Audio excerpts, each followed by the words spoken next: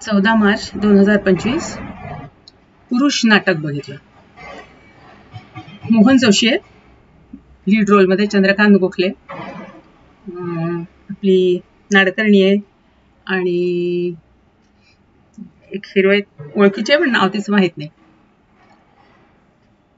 Typical story आहे की हा चंद्रकांत ठीक आहे, म्हणजे इतकं गाजलं नाटक त्या काळात, पण म्हणजे चांगलं आहे, म्हणजे आता ऍक्टिंग वगैरे वाईज वगैरे सगळ्यांचंच चांगलं आहे, पण असं खूप अगदी ओढून धरणारं वगैरे असं काही नाही, ठीक आहे. गरीब कुटुंब असतं, चंद्रकांत गोखले मास्तर असतो आणि तो आदर्श शिक्षक पुरस्कार त्याला राष्ट्रपतींकडून मिळालेला असतो, त्याच्यामुळे त्याचं, आणि तो रिटायर झालेला असतो, तर त्याचं नुसतं स्वागत समारंभ हार तुरे हे चालले असतं. नाडकर्णी त्याची बायको दाखवली, तिचं हेच असतं की बॉ लोक येतात, हार तुरे घालून जातात, मिठाई आणतात, पैसे कोणीच देत नाही, मग नंतर येणारा मिठाईवाला किंवा हारवाला दारात आमच्या उभा राहतो की पैसे द्या म्हणून.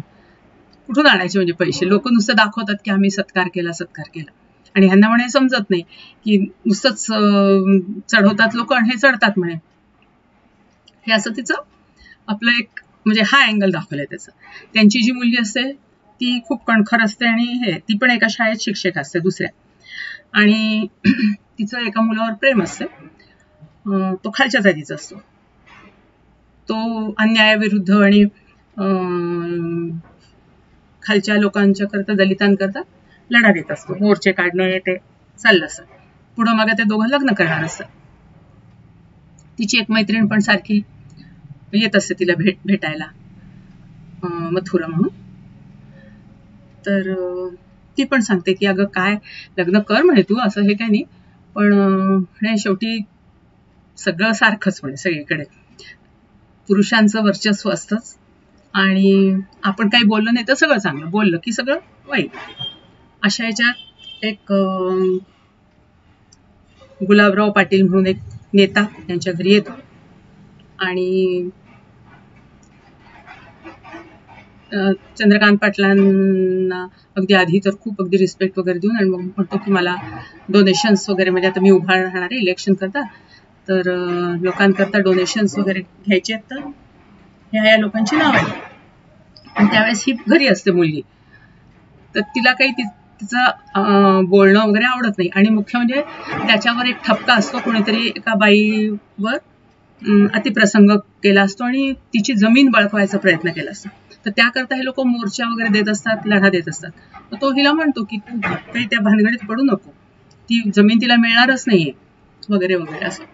तर ती जरा कणखरपणे बोलते, तर हा तेव्हा तर काही दाखवत नाही, पण ते मनात ठेवतो आणि तिला तो फॉर्म देतो आणि म्हणतो की हे 5 जणांचे आहे, मी फोन करीन म्हणे, पण तुम्ही यांच्याकडं डोनेशन मिळवून या आणि या म्हणे या दिवशी माझ्या डाक बंगल्यावर. ही आपली जाते.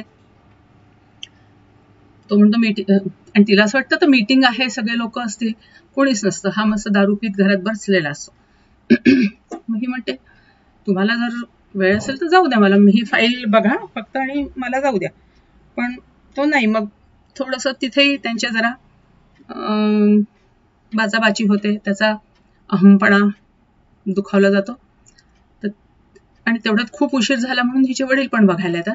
तर ती लगेच वडिलांना म्हणते की हा बघा मला येऊ देत नाही, दार बंद करून ठेवलंय वगैरे वगैरे. तर वडील म्हणतात अरे काय असं. तर मग हा आपल्या नोकरांना आवाज देतो की बघा म्हाताऱ्याला, आणि हिला पण बघ, ही आरडाओरडा करते, तिच्या म्हणजे तिच्यावर शेवटी बळजबरी करतो. मग दाखवली ही घरी येते आणि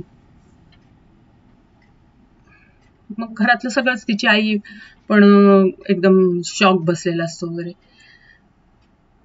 कोणाचं न ऐकता हे लोक कोर्ट कचेऱ्या करतात, त्यांना माहिती असतं खरं की काही नाही, पण तरी प्रयत्न करायला काय हरकत आहे म्हणून करतात.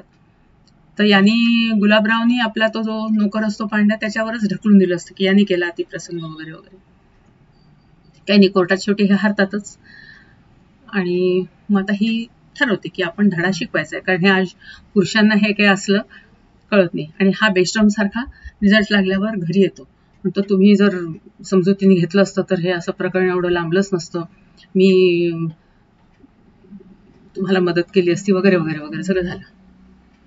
मग ती ती पण असं आवडते की आपण एकदम आता वरमलो आहो आणि आपली ठेचल्या गेली आहे.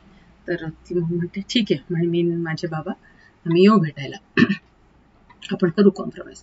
की जाते तो म्हणतो आपण एक सत्कार समारंभ करू, त्याच्यात मी 25,000ची पिशवी थैली त्यांच्या हातात देईन, असं देईन, अमुक देईन, ढमुक देईन, अशा गोष्टी होतात. आणि मग थोड्या वेळाने तिने म्हणजे 1-2-3 गुंडांना अशा बोलवलं असतं आणि त्यांच्याकडून चांगला त्याला चोप देते आणि ती म्हणतात तुझं गुप्तांग ज्यांनी तू रेप करतोस किंवा ज्याचे अतिप्रसंग करतोस तेच राहणार नाही हे बघणार, मी तुला जीवे नाही मारणार, तुझी अशीच हे केली पाहिजे. आणि मग तिथेच नाटक संपवलंय. तर ठीक आहे, म्हणजे असं जे टिपिकल नेहमी आजकाल जे चाललेलं आहे त्याच्यावरच नाटक आहे. आणि जरी म्हणजे पुरुष हा शेवटी पुरुषच असतो, त्याचा अहंकार दुखावला की तो कुठल्याही थराला जाऊ शकतो, पण स्त्री सुद्धा काही कमी नाही आणि ती पण मनात आलं तर एक करू शकते. आणि इतका बाऊ रेप झालाय म्हणून बाऊ करायची गरज नसते. तिचा आता तो जो प्रियकर असतो तो पण म्हणजे तिच्यापासून तोंड लपवायला लागतो आणि मग नंतर सरळ तीच म्हणते मलाच तुझ्याशी लग्न करायचं नाहीये, त्याच्यामुळे आपण हा लग्न मोडलं असंच समजू. तीच दरवेळेस कणखर स्टेप्स घेते सगळ्या. ओव्हरऑल ठीक आहे.